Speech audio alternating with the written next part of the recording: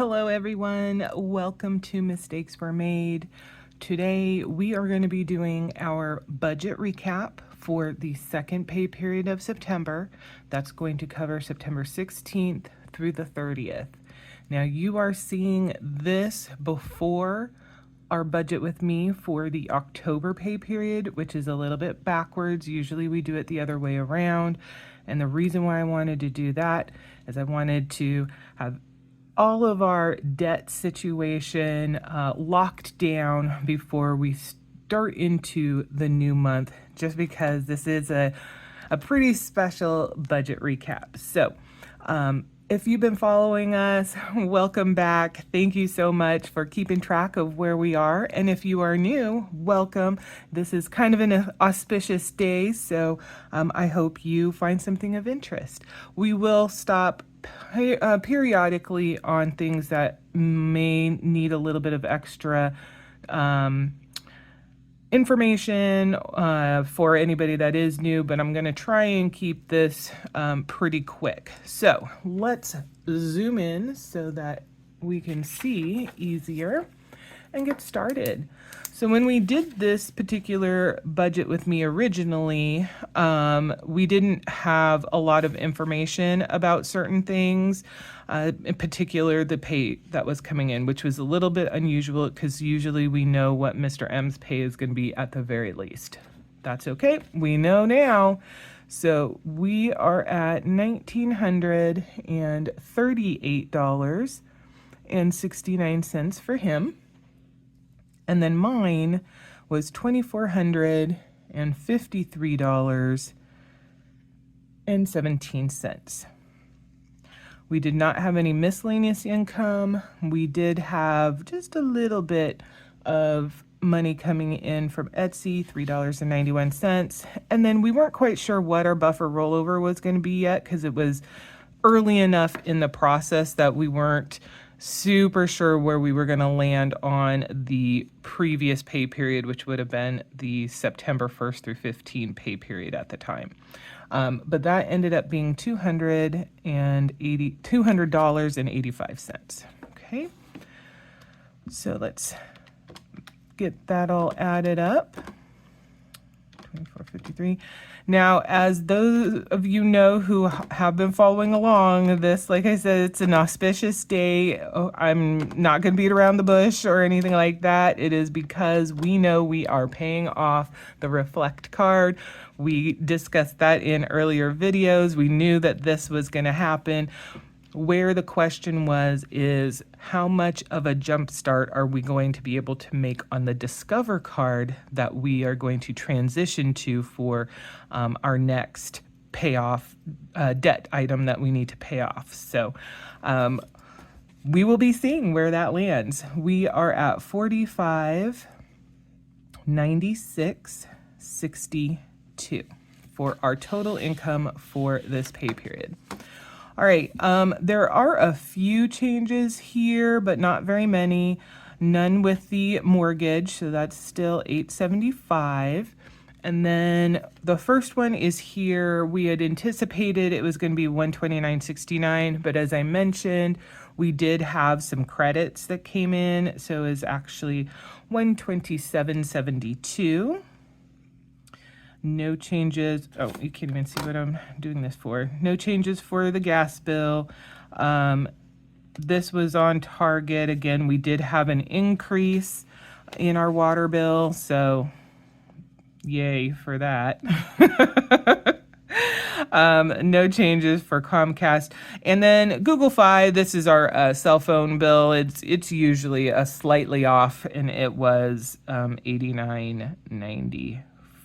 So we'll add all these together. $875 plus $127.72 plus $22.80 plus $80.05 plus $101 plus $89.94 for a total of $129.69. $1,296.51. And so next we are going to just take that, leave it here, and subtract the total that we have for our income, which is $4,596.62. You might be able to hear the dog in the background drinking their water. They are incredibly thirsty every time I decide to get on the camera. So it just seems to never fail, but they are downstairs right now because the cats have the run of the house. So they're in their downstairs area. All right, so that left us with $3,300.11. Moving on to the next section, $25 did go to our emergency fund. We are skipping the extra job loss savings amount until we get through this whole process to find out what it actually is going to be. The buffer, $200 for now. We won't know the cents again until we finish all this. So our total is just like it was in the Budget With Me version, $225. So we're going to slide this back over, add $225, which gets us $3,075.11. Yeah, that looks okay. There we go. Now for our cash envelopes, we budget in the amount for our cash envelopes every pay period. It's not a situation of we fund them as money is found or anything like that. And not all of these are funded every pay period. There are a few that are both first and second pay period, but most of them are either going to be a first pay period or a second pay period. So if you're new, that's some info for you. So for this pay period, we are going to cross out these ones we don't fund. And there were no differences here, which basically means any of the costs that we had during the pay period were able to be 100% covered by the amounts funded, either already because it's an ongoing fund that we put money to, or if it's one that gets refreshed either once a month or every pay period, we had enough to cover our expenses. We also didn't have any situations where we had used far less of what was expected for ones that do get refreshed, to the point where we would take that extra money and put it into the bank account. Because as we discussed during a previous video, if, for example, dining out, entertainment, gas, or groceries, those are the ones that get refreshed. They get refreshed on different cadences, but they all get refreshed. It's not an ongoing sinking fund. If we don't use the majority of the money that we have allocated for the time period, so we'll use gas as an example because we had this come up during the last pay period, and what the money that is left over, if it's more than about $25, then we're going to take that and put it back into the checking account so that it can then go towards paying down our debt or into the savings.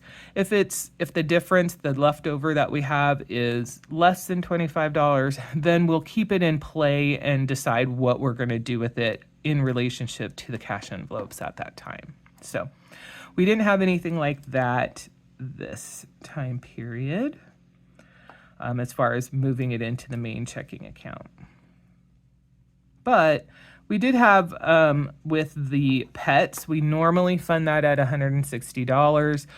The timing of our Chewy order, which is an ongoing order for their food, we actually had added some dog toys to that, so it bumped it up to $150. Because that came out of the checking account right about the same time we were going to get the money to do our cash stuffing, I was just like, we're just going to take the $10 out and not the whole $160 just to have to go and put it back into the bank. It just didn't make any sense. Now, that doesn't change the actual math of it. It was still $160 total, but, that's just on the fly, trying to be efficient and effective and not ridiculous. So since there were no changes here, we already know that this total is $660.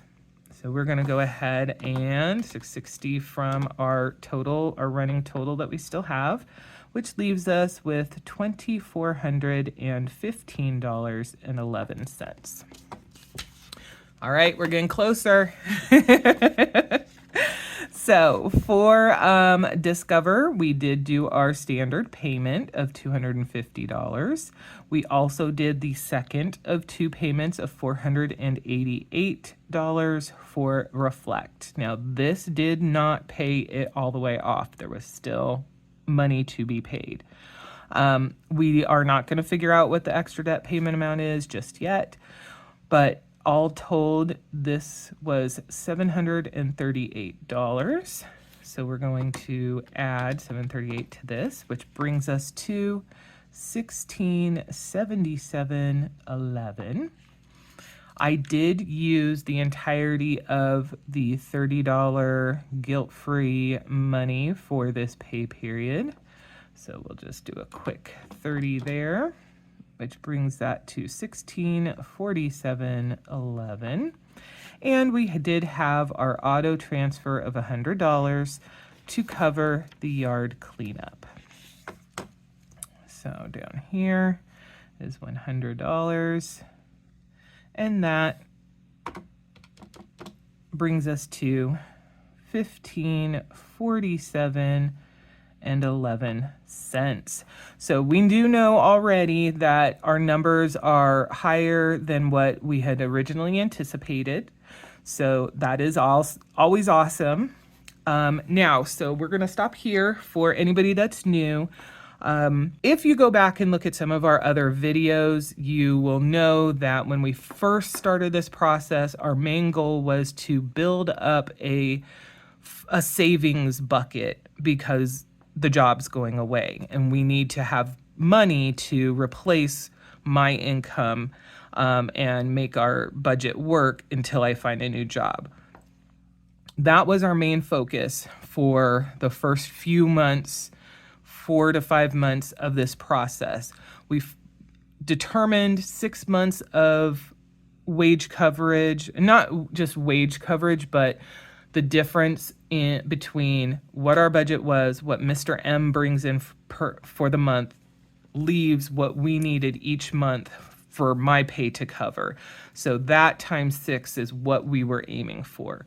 Once we hit that, the next plan was to go and tackle a debt. And initially our thought was, okay, we've got this bucket. We are now going to go and full bore into debt, repayment. Wiser minds suggested in the comments, it may make sense to still put a little bit of something towards savings because you can never be too prepared. You just never know how long it's going to take, et cetera, et cetera. And I'm very, very happy that people put that suggestion out there. And we just, we took that to heart and it made 100% sense. So what we decided to do was come up with a process that would still let debt be our main focus for any extra money we have at the end of the pay period, while also putting a little bit aside for savings to continue to bulk that up. And with that, the 75-25 was born. Now, if somebody wants to do this method for their own needs, 75% and 25% are not in stone. That's just what we decided to do for our particular situation. You could decide you want to do 80-20, 50-50. Maybe there's 3 goals that you want to tackle at one time. So maybe you do a 70-15-15. It's something that you could make sure that it fits your situation and what goals you want to meet and at what levels if you were wanting to try it. But we settled on 75% of the money would go to debt, 25% will go to savings. So that's what we're going to do here. We have $1,547.11, subtract 75%. That gives us the amount for savings, the 25% for savings, which is $386. And so we're going to pause here really quickly because we now have 2 data points. We have what we're going to put into the savings, job savings cushion, plus we know this 11 cents will go on the buffer rollover. So we'll update this, make sure you guys can see. Yep, 386. And we'll just add the 11 cents over here. Perfect. Okay, back in business. So now that we know we have $386 coming out of this, we're going to ignore the 11 cents. We take the $15.47, subtract the 386, and that leaves us with $1,161, which we'll put that right up here. All right, and I'm going to very quickly pop up over here and add this just so I don't forget. Okay, so normally what we would do is, now this is a process that I just made up for myself. It really, I don't see any reason anybody else would do it, but it just made sense to me, and that's how I've been following it. Is for the main debt, which in this case is Reflect.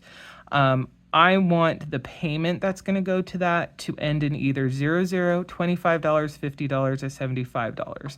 Now, the reason why I did that was I wanted to create a situation where we had nice round numbers, first of all, for the main debt, but also it opened up the opportunity for anywhere from $1 to $24 to potentially be able to go and be applied to our Discover card. And we chose this card as the recipient of that extra because it's the only one we still had that still gets interest applied to it. So if we were still following this, then the step that we would take would be we would put $1,150 to Reflect and $11 to, and still, oh, look at that, still $11 to Discover. However, we are at the point where we are going to be paying Reflect off.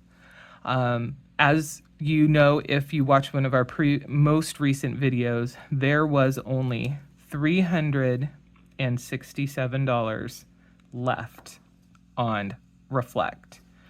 So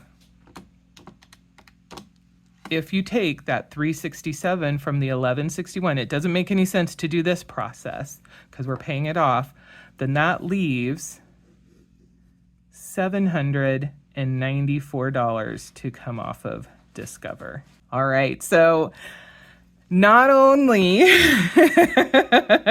are we able to take the last of this Reflect card and say goodbye to you, you are done,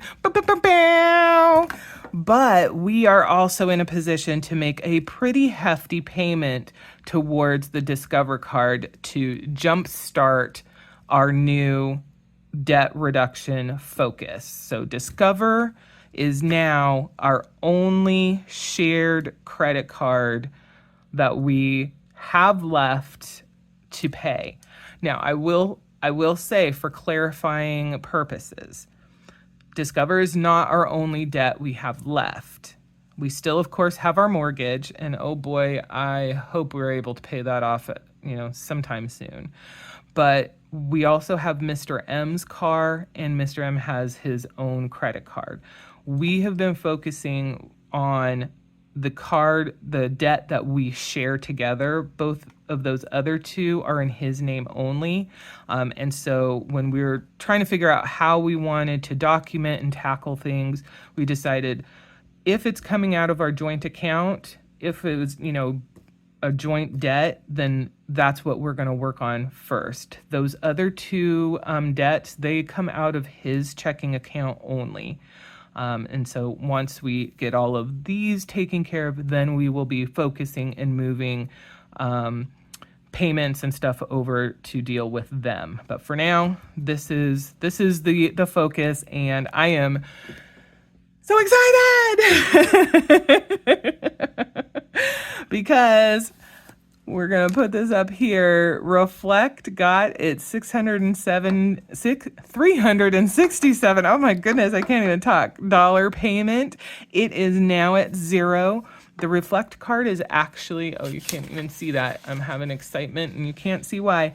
The Reflect card is actually part of where we have our checking account through, the bank that we have our checking account through. So when I just needed to do like a balance transfer at that point, and so it was an instantaneous $0 payment situation. The minute we made the payment, it was paid off. We didn't have to wait for it to fund or anything like that. It was done. I was so excited. Mr. M was just like, okay, you need to calm down just a little bit. Because I was going a little bit overboard with how excited I was.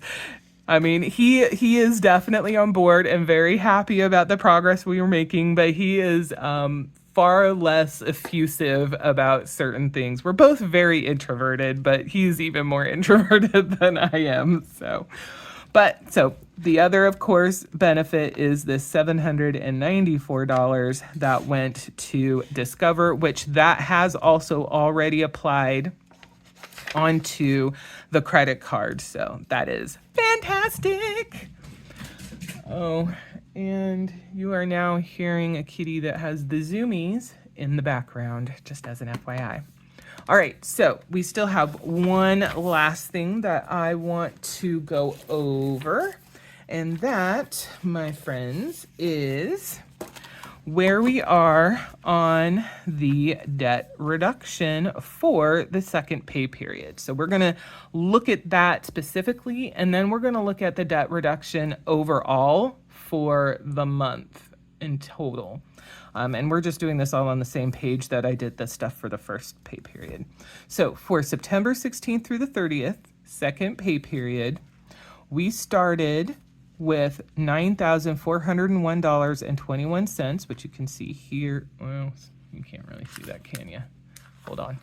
You can see up here, that's where we ended the first pay period. We ended this pay period at $8,513.69, which is a difference of $887.52. The Discover card, we started the pay period at $855, and we ended at $0 for a difference of $855. Oh my goodness. So happy about that.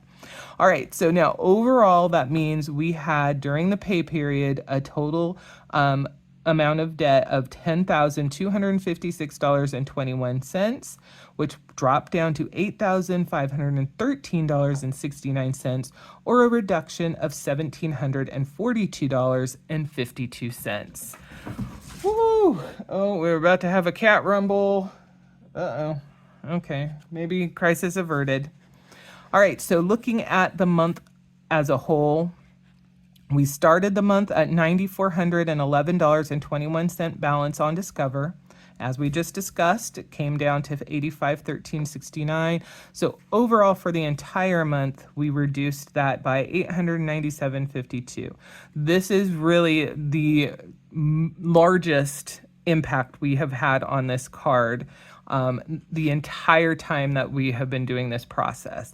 And it is particularly nice to see that number. We'll touch on that in a little bit.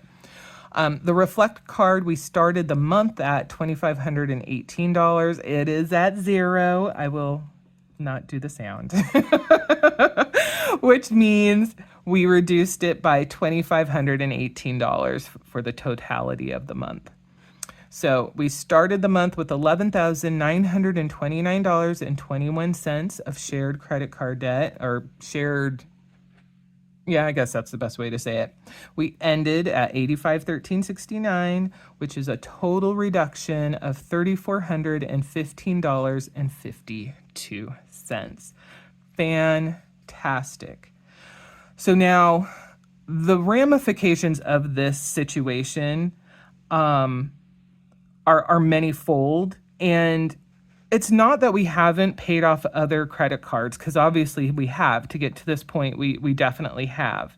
And we will be doing, and by we, I mean me, we'll be doing a video, a 1 year anniversary kind of video of, because we started this channel in October of last year, and we'll kind of go over where we've been, what we started with, et cetera, et cetera. But the reason why I kind of feel like this particular payment is so momentous and where we are right now is so important is it's a culmination of all of the other debt reductions that we have had, and it reflects us being in a situation where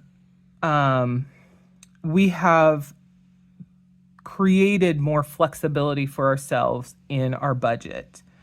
So if the job goes away in November, if I work through November, all the way through November, then if all the stars align and everything works out properly the way that we are predicting it in the spreadsheets, we should be able to pay Discover off by the end of December, which that's just mind-blowing in and of itself.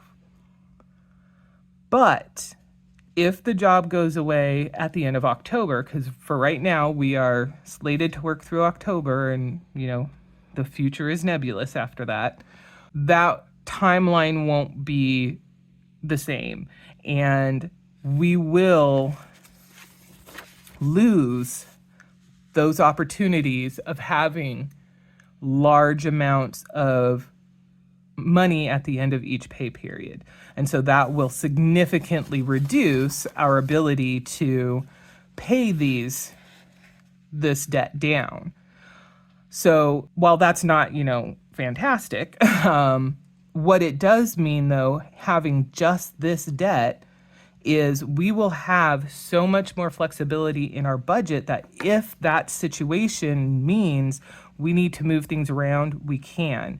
Because right now in our budget, we are allocating $1,225, just that is a line item in our budget, to go towards debt.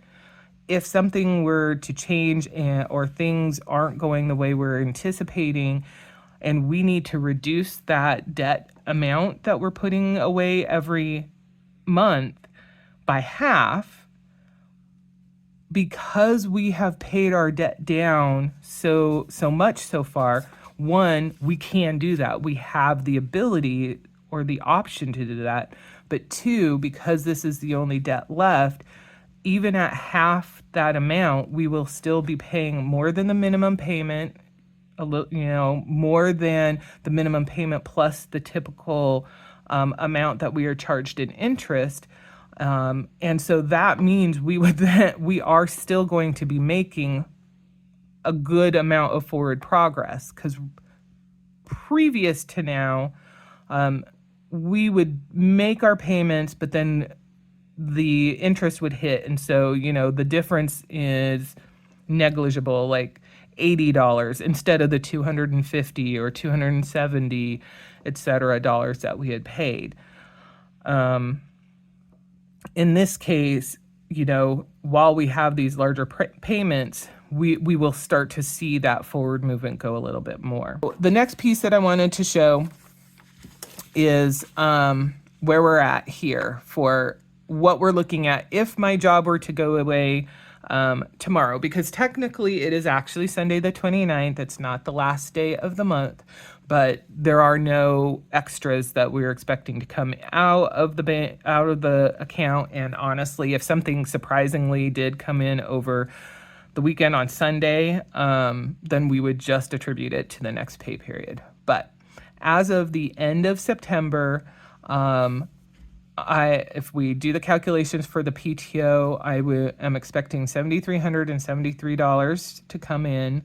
For the severance, $4,292. Now, this is a little bit lower than what I had been estimating before, and that's only because the closer we start to get to what feels like an absolutely inevitable, and oh my goodness, kitties are doing bad things. Okay, gotta save my furniture. an absolute inevitable, the job loss feels just that much more close, where it's always felt close. It's just kept on lingering. And we're getting to a point where I'm like, it just cannot linger any longer. I just don't see how it can. So as we get closer to that, I'm starting to become more and more conservative in my calculations. So I upped the amount that I'm guesstimating would come out in taxes. I still could be incredibly wrong and really, really low. But that is why this is in the 4,200s and not 4,300s. And I did the same thing for the PTO calculation. Our savings, we have saved $15,488 to go towards the job loss cushion so far. So if you add all of those together, by the time if the job were to go away and they were say, you know what, we said that October you're going to work, well, surprise, your last day is October 1st. We would be expecting to have $27,153.12 available to cover however long it takes me to find my job. And that however long would need to be no more than 12.6 months. So that is amazing. The level of comfort that gives is tremendous. And I really don't know that I can put into words how that has helped with this situation, knowing that we have this buffer, this cushion that will get us where we need to be and give me the opportunity to get a situation for myself for the job. As far as the new job is concerned, I am hoping that we, of course, do not need the full 12 months.